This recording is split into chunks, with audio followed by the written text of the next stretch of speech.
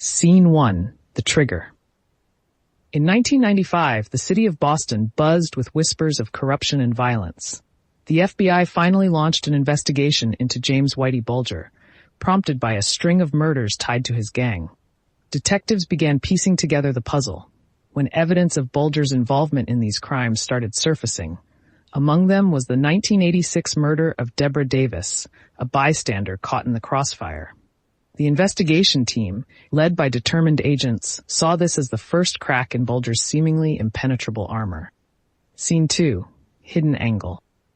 In 1994, the FBI's relationship with John Connolly allowed Whitey Bulger to evade justice for years.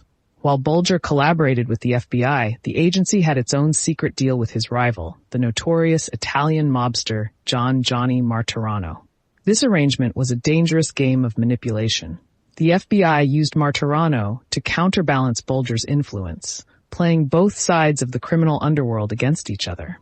This covert alliance enabled Bulger to maintain his stranglehold on Boston, while the FBI turned a blind eye, thinking it was controlling the chaos.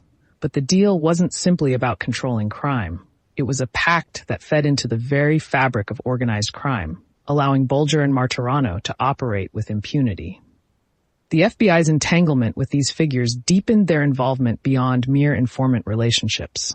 As a result, Bulger's crimes went unpunished, shielded by a system that was supposed to bring him down.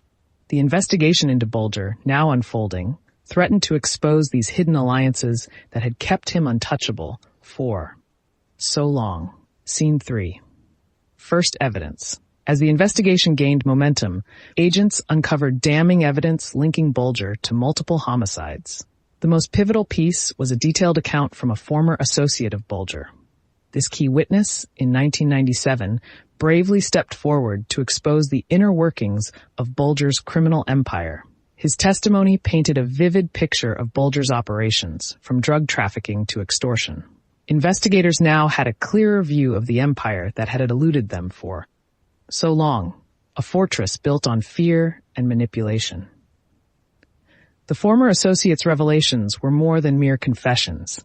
They were a roadmap that led agents through the labyrinthine structure of Bulger's syndicate.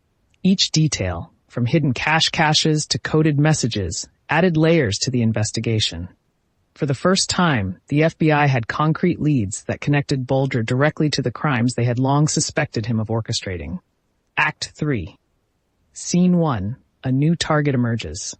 In 1999, Boston's underworld was simmering. The relentless rivalry between gangs reached a boiling point.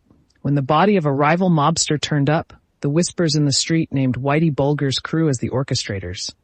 Tensions in Boston's criminal landscape surged. Police were forced to confront a new reality. Bulger's influence was far from diminished. This event marked a turning point, propelling the investigation into overdrive as detectives scrambled to piece together the intricate web of crime and power. Scene 2. What Black Mass hid. In the film Black Mass, Bulger is shown as a calculating, yet charismatic figure, a character that almost garners sympathy. Behind the silver screen, the truth was far grimmer. Bulger's reign was marked by brutality and fear, leaving a trail of victims whose lives were shattered. Families of those lost to his violence were often left with silence as their only answer. The movie glossed over the raw human impact of Bulger's crimes. The real story lay in the shadows, woven into the very fabric of Boston's streets, where the fear he instilled was palpable and unyielding. Scene 3. John Connolly, the FBI handler, was the linchpin in Bulger's protection. His actions in the 1970s and 1980s granted Bulger a shield against prosecution. When the truth emerged, Connolly found himself on trial, ultimately convicted for his role in enabling Bulger's crimes. His fall from grace was swift and unforgiving. Kevin Weeks, a key associate, turned witness, providing testimony that exposed Bulger's operations. His revelations were instrumental in piecing together the criminal tapestry. But Weeks' cooperation came with a price: betrayal of a man he once called a friend. Denise J. Casper, the district court judge presiding over Bulger's trial, faced immense pressure to deliver justice. Her role was pivotal in ensuring that the trial proceeded without bias or interference, a daunting task given the case's high profile and media frenzy. Photios G's, an inmate charged in a later conspiracy to commit murder, reflected Bulger's enduring influence even behind bars. His actions in prison suggested that Bulger's reach extended beyond his physical freedom, a chilling reminder of his legacy. Paul DeCollegiero, another inmate implicated alongside G's, demonstrated the far-reaching impact of Bulger's criminal network. His involvement underscored the depth of connections forged in the underworld, ties that endured despite Bulger's absence. Scene 4. Investigation pressure. By 2001, the FBI was under intense scrutiny. It was revealed that Bulger had been tipped off about his impending arrest, vanishing. Before agents could close in, public trust in the FBI eroded as questions about corruption and complicity surfaced.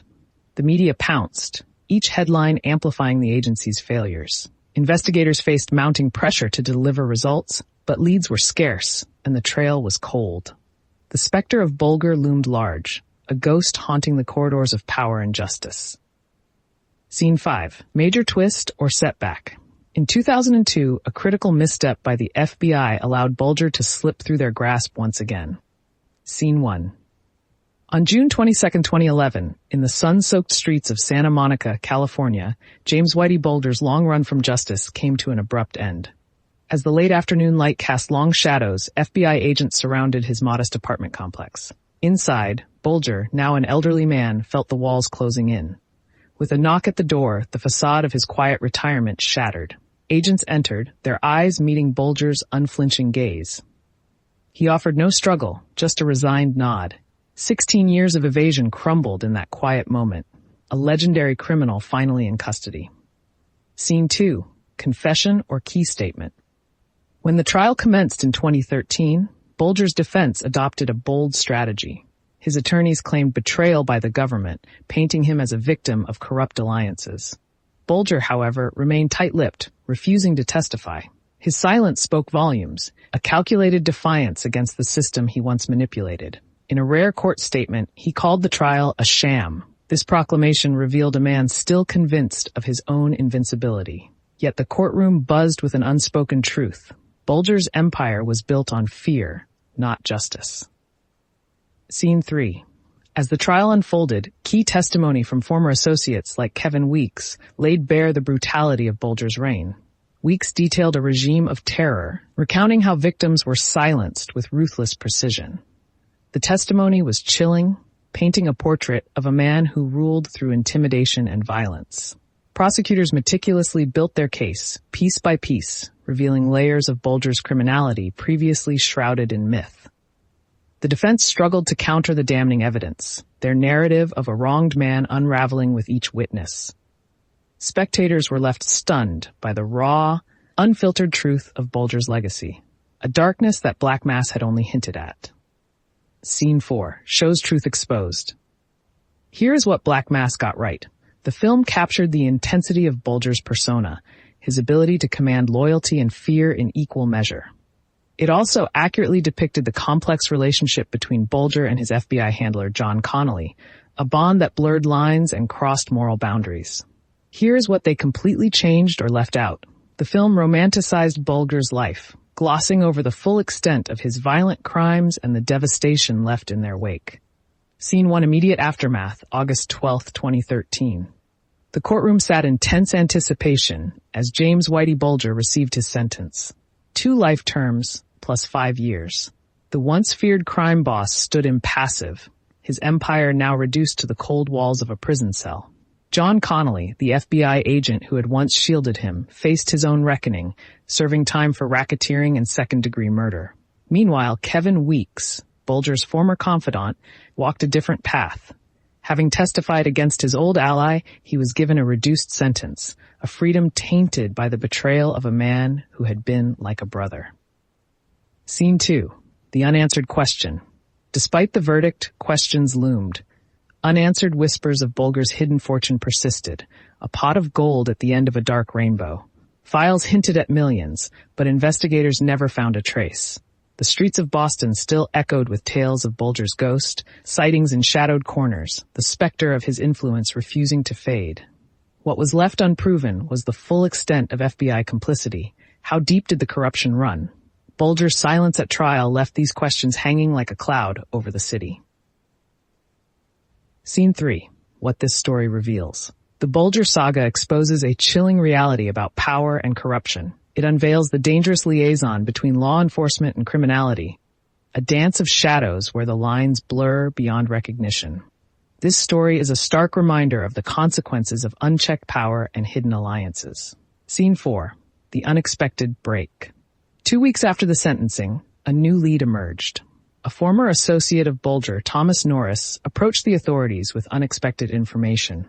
He claimed to know the location of one of Bulger's safe houses, previously undisclosed.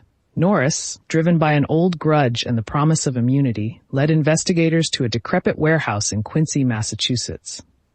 Scene 5. The warehouse discovery. Inside the warehouse, investigators uncovered a hidden compartment beneath the floorboards. Amongst dust and debris, they found a stash of documents, a treasure trove of coded ledgers and photographs. One image stood out, a meeting between Bulger and a high-ranking Boston police officer, previously thought to be unconnected to the mob. This revelation hinted at deeper ties between the criminal underworld and local law enforcement. Scene 6. Ripple effect. As news of the discovery spread, pressure mounted on the Boston Police Department to explain the officer's presence in Bulger's circle. Internal Affairs launched an investigation, causing ripples of anxiety among the ranks. Officers who had once dismissed rumors of corruption now faced a harsh new reality. Scene 7. The consequence. The investigation yielded unexpected results. 3 officers were implicated, leading to their suspension and subsequent charges. This revelation forced a citywide reassessment of corruption within the police force, shining a light on the systemic issues that allowed Bulger to thrive for decades. The scandal redefined the legacy of Boston law enforcement, prompting reforms and a renewed commitment to transparency.